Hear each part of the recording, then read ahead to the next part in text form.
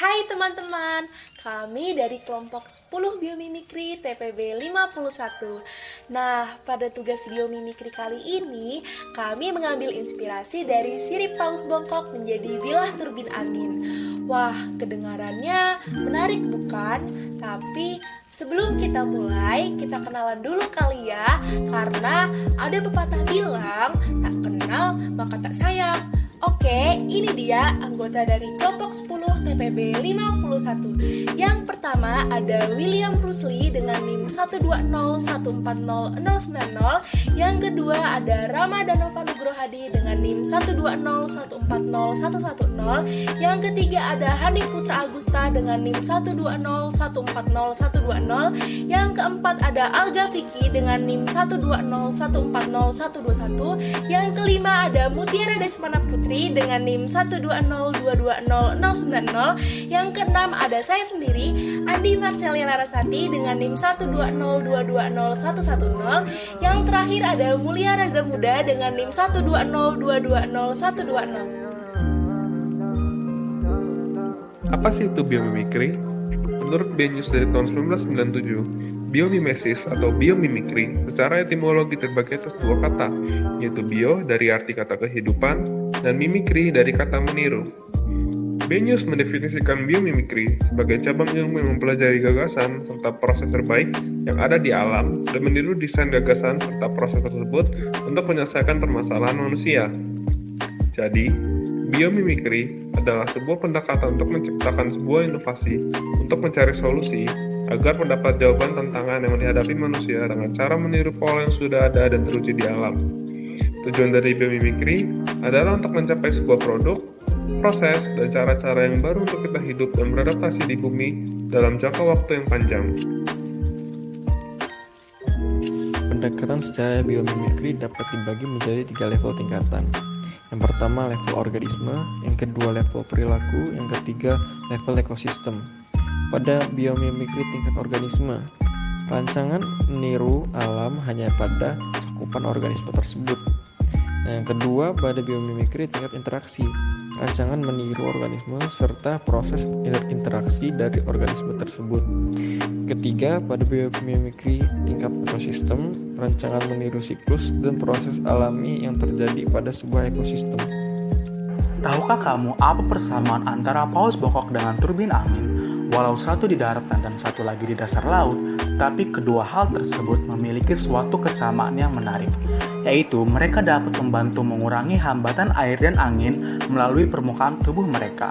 Coba kamu bayangkan, bagaimana paus bongkok dengan badan sebesar bis sekolah dapat memutar badannya seperti sedang menari di dalam air. Hal itu ternyata disebabkan oleh tonjolan dalam siripnya yang bernama tubercle. Tonjolan tersebut ternyata memengaruhi arus air sehingga dapat mengurangi hambatan di dalam air yang membuat paus bongkok dapat berenang dengan lincah. Saat ilmuwan melihat hal ini, mereka mengaplikasikannya pada pesawat terbang. Dan terbukti bahwa tonjolan tersebut dapat mengurangi hambatan sebesar 32% dari sayap normal. Sehingga mereka menaruhnya pada turbin angin agar turbin angin dapat berputar meskipun dalam lingkungan dengan kecepatan angin yang rendah. Latar belakang. Beberapa daerah di Indonesia memiliki potensi latar belakang kecepatan angin yang tinggi, bahkan di atas 100 MW. Hal tersebut tentunya memiliki potensi besar jika dibangun sebuah pembangkit listrik tenaga angin yang efisiensinya tinggi.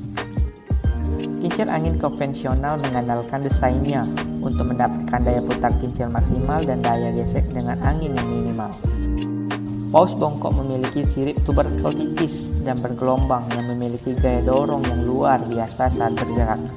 Pengimplementasian desain sirip paus bongkok sebagai kincir angin seharusnya dapat membuat efisiensi kinerja lebih besar, sehingga daya yang didapatkan lebih besar juga.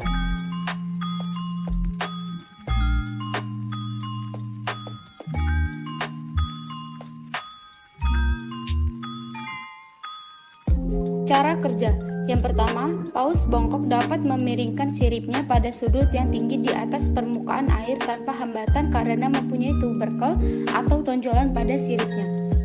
Yang kedua, sewaktu paus berenang, aliran air mengalir pada tubercle dan pecah menjadi pusaran sehingga mengurangi tekanan air. Yang ketiga, penggunaan konsep tubercle ini akan membuat turbin dan kincir angin bekerja lebih efisien dan daya yang dihasilkan lebih besar.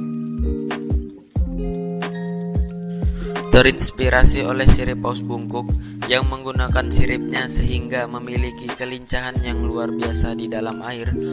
Hal ini dapat meningkatkan efisiensi yang lebih besar dalam pengaplikasian turbin angin untuk turbin pembangkit listrik tenaga angin. Dibandingkan dengan permukaan sirip halus, pola bergelombang pada paus bungkuk telah mengurangi 32% gesekan dan 8% meningkatkan daya angkat dalam gerakan mereka melalui udara atau air.